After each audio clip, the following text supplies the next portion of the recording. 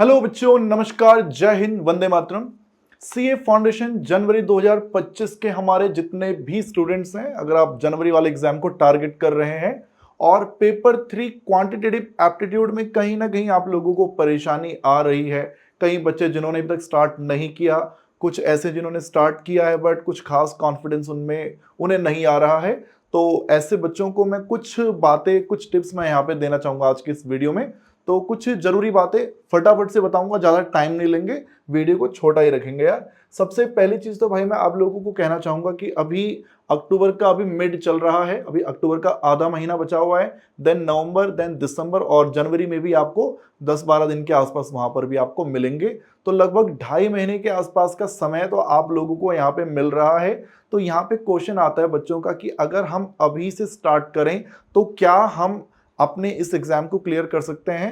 तो देखिए, अगर सेम क्वेश्चन अगर आप मुझसे 1 महीने के बाद भी अगर पूछोगे कि अगर हम अभी से स्टार्ट करें, तो मैं कहूंगा यस, आप तभी भी इस एग्जाम को क्लियर कर सकते हैं। तो आपको तो भैया 2.5 महीने के आसपास का टाइम मिला हुआ है, बट ये कि हाँ, एक राइट वे में, पूरे फोकस वे में आप लोग अगर अपना तैयारी शुरू करते हैं तो चारों सब्जेक्ट्स में आपको सफलता मिल सकती है। लेकिन उसके लिए भी भैया ये है कि ना, मोह माया से थोड़ा सा दूर रहने की आवश्यकता है और सच्चे दिल से, सच्चे मन से आज से ही शुरू करने की जरूरत है। ये ना हो कि चलो ठीक है, 2.5 महीने तो बहुत ज्यादा टाइम है, सर ने बोला कि 1.5 महीने में भी हो जाएगा तो चलो ठीक है, 1 महीना और मौज मस्ती कर लेते हैं, ये एटीट्यूड ना रहे। और ये सोचिएगा कि भैया दिन के अगर 24 घंटे हैं तो मैं जरूरी जो क्रियाकलाप होते हैं उनको हटाने के बाद जो भी मेजॉरिटी टाइम हमें मिलता है उसमें हम टाइम पास ना करके हम लोग सिर्फ पढ़ाई करें, हम सिर्फ पढ़ाई करें।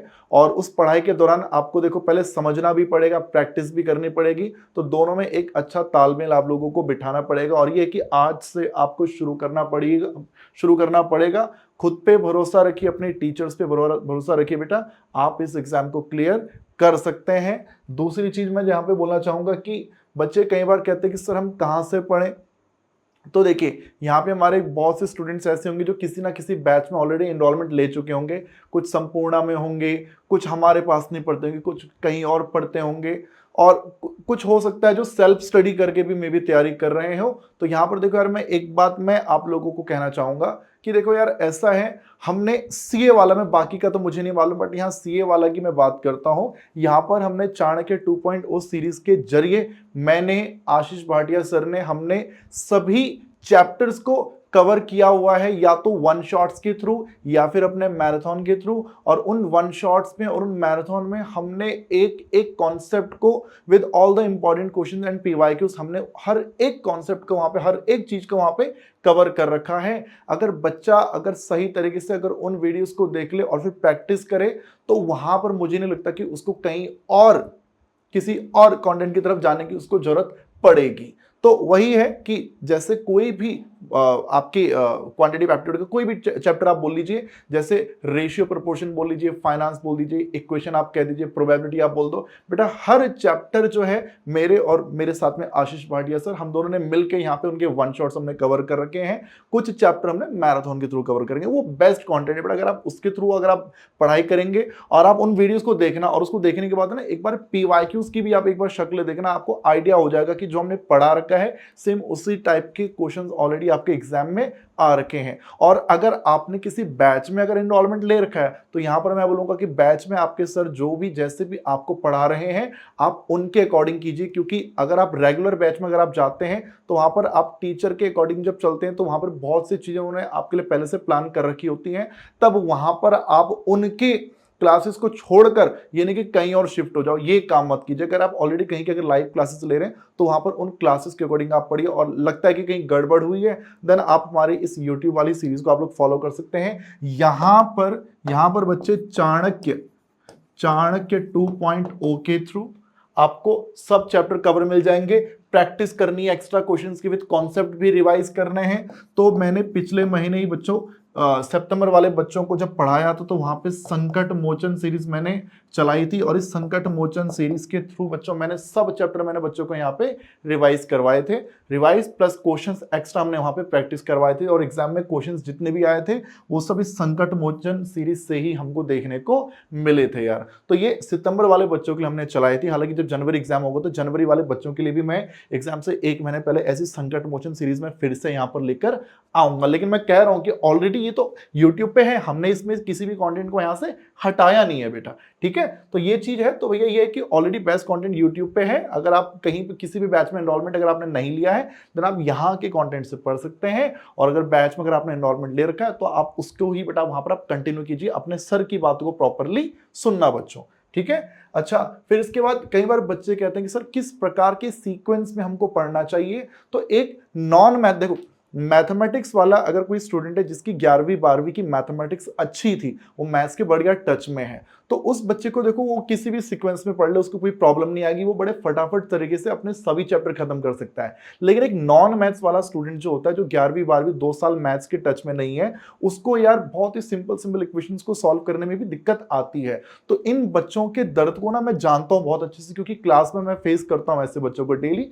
तो देखो उनके लिए ना मैं सीक्वेंस एक परफेक्ट सीक्वेंस है, इससे बेस्ट सीक्वेंस हो नहीं सकता है बच्चे, इससे बेस्ट सीक्वेंस हो नहीं सकता है। जो दुख दर्द पीड़ा कष्ट आप लोगों को झेलने पड़ते हैं ना, उसको ध्यान में रख के बेटा ये सीक्वेंस मैंने यहां पे लिखा है कि आप ना मैथमेटिक्स ऑफ फाइनेंस से स्टार्ट करो, और ये मान के चलो लगभग 12 नंबर बेटा आपके यहाँ पे कवर हो रहे हैं, जो कि 13 भी हो सकते हैं 14 भी हो सकते हैं, ऐसा होता है इस चैप्टर से। मैं बुरे से बुरा मैं 12 नंबर मान के चल रहा हूं। लॉजिकल रीजनिंग के बेटा ये चारों chapter 5 number 5 number 5 number 5 number 20 number के बेटा ये जो 4 चैप्टर हैं, इसको करने के बाद आप इन 4 चैप्टर को करना, मन को एक संतुष्टि मिलेगी कि वाह मेरे 20 और 12 32 मार्क्स का मेरा हो चुकी है तैयारी, और पास होने के लिए 40 चाहिए होते हैं। इसके बाद बेटा आप स्टैट्स उठा लेना, मैथ्स के बाकी चैप्टर को जरा सा आप होल्ड पे रखना। आप लोग स्टैट्स का सेंट्रल टेंडेंसी उठा लेना, वो भी देखो ये सब चैप्टर के वन शॉट भाई मैंने इस चैनल पे डाल रखे हैं भाई, ठीक है। सेंट्रल टेंडेंसी भाई आप उठाना, सेंट्रल टेंडेंसी एंड डिस्पर्जन ये दोनों मिला के बेटा लगभग 10 से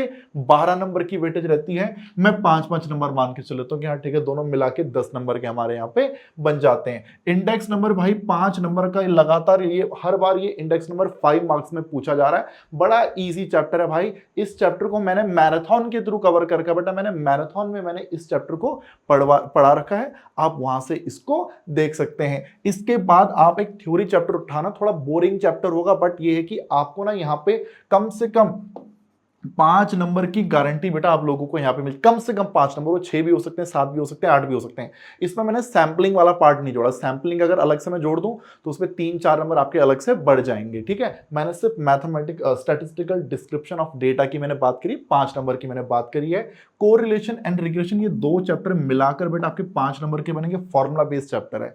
इतना अगर आप करते हैं तो 12 और 20 32 42 और 52 और 5 57 57 मार्क्स बेटा आपके यहां पर बन जाते हैं। सबसे पहले इनकी तैयारी आप लोग अच्छे से करना, जब इतना हो जाए तो उसके बाद कोई से भी 3 अदर चैप्टर, अब वो 3 अदर चैप्टर में बेटा आप देखो यहाँ पे मैंने प्रोबेबिलिटी नहीं लिखा, मैंने यहाँ पे थ्योरेटिकल डिस्ट्रीब्यूशन नहीं लिखा, मैंने यहाँ पे कैलकुलस नहीं लिखा, set relation function permutation combination, मैंने इक्वेशन नहीं लिखा, यहाँ पे इनइक्वालिटी नहीं लिखा बेटा, मैंने यहाँ पे रेशियो प्रोपोर्शन मैंने यहाँ पे नहीं लिखा। मैं कह रहा हूँ कोई से भी 3 अदर चैप्टर बेटा जो आपको लगता है कि आपको आसान लगते हैं, 3 चैप्टर और बेटा आप कर लेना। मतलब कम से कम ये है कि भैया आपके 70-75 मार्क्स की तैयारी आप लोगों की रहनी चाहिए, तब जाके बेटा आप एग्जाम में उतरना। कई बार बच्चे बोलते हैं ना चलो ठीक है 60 नंबर का करके चले जाते हैं, भाई सिर्फ 60 नंबर के भरोसे मत जाना, आप 70 से 75 नंबर की बेटा कम से कम आपकी तैयारी जरूर होनी चाहिए। मैंने यहाँ 3 लिखा है भैया, आप 4 भी कर सकते हैं 5 भी कर सकते हैं, आपकी क्षमता के ऊपर है,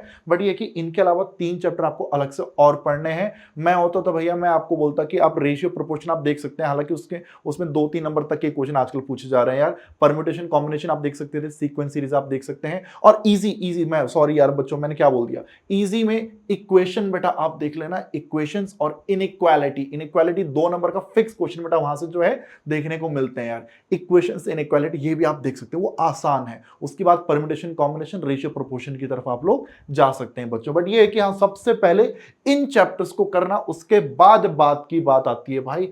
इतना कर लेते हैं तो बेटा मुझे लगता है कि हाँ, आपको एक कॉन्फिडेंस मिलेगा कि हाँ, हमने ठीक ठाक तैयारी कर ली और बच्चे इसके थ्रू पास हो जाते हैं। ये उन बच्चों के लिए जिनका मैथ्स में थोड़ा सा डब्बा गोल रहता भैया, है ना। तो ये चीज होती है भैया। और बस ये है कि जैसे भी आप तैयारी कर रहे हैं, अगर आप किसी लाइव बैच के थ्रू पढ़ रहे हैं, लाइव बैच में अगर आप पढ़ रहे हैं तो अपने टीचर को थोड़ा सा प्रेशराइज करना कि हाँ सर, हमारा सिलेबस 20 दिसंबर से पहले करवा दो। अगर आप सेल्फ स्टडी करके कर रहे हैं, ऑनलाइन YT वीडियोस के थ्रू अगर आप लोग पढ़ रहे हैं, तो यहां पर मैं आप लोग को बोलूंगा कि कैसे भी करके 20 दिसंबर से पहले, 20 दिसंबर से पहले बेटा आप लोग अपना सिलेबस खत्म कर देना। क्यों कर देना? क्योंकि लगभग 15 से 20 दिसंबर के बीच में ना बेटा, मैं यहां पर शायद मैं पहले भी, मैं यहां पे संकट मोचन 2.0, संकट मोचन रीलोडेड सीरीज यहां पे शुरू हो जाएगी। जो मुझे ना, देखो ये है कि मैं भी, जैसे मैं संपूर्ण बैच में पढ़ाता हूं, जनवरी वाले बच्चों को मैं पढ़ा रहा हूं, तो 1.0 वालों को तो भैया ऑलमोस्ट सिलेबस हो चुका है, 2.0 वाला को थोड़ा सा अभी उनका बचा हुआ है। बट ये है कि हाँ, 20 दिसंबर तक भैया उनका भी सिलेबस निपट जाना है, सिलेबस उनका निपट जाना है। और पूरे कंप्लीट सिलेबस को कॉन्सेप्ट्स के साथ रिवाइज करवाने में और प्रैक्टिस करवाने के लिए भाई मुझे 1 महीने का टाइम चाहिए। तो लगभग मैं 10 से 12 या फिर शायद पहले दिसंबर के फर्स्ट वीक से मे भी मैं यहाँ पे ना संकट मोचन सीरीज में स्टार्ट कर दूंगा। और मे भी मेरे साथ में यहाँ पे आशीष भाटिया सर भी आपको इधर देखने को मिल सकते हैं। और यहाँ पर बेटा पूरे कंप्लीट तैयारी हम लोग आपको यहाँ पे YT पे लाइव करवाएंगे यार। बट पहले ये है कि, उसके पहले ये कि बेटा आपको अपनी साइट से ना पहले एक बार सिलेबस भी पहले पूरा खत्म करना पड़ेगा। तो अभी ये मैं सोचना कि अरे यार अभी टाइम बिल्कुल भी नहीं बचा, ज्यादा हड़बड़ी भी नहीं करनी, ज्यादा जल्दबाजी भी नहीं करनी कि यार फटाफट से सिलेबस निपटा देता हूं, अभी फटाफट से सिलेबस निपटा के PYQs करना स्टार्ट कर देता हूं, MTP बनाना स्टार्ट कर देता हूं। ऐसे नहीं, पहले तरीके से इज्जत से भैया आप लोग पहले सिलेबस खत्म कीजिए। ये नहीं कि चैप्टर पढ़ लिया, क्वेश्चन प्रैक्टिस नहीं किया और सीधा अगले चैप्टर पे भाग गए।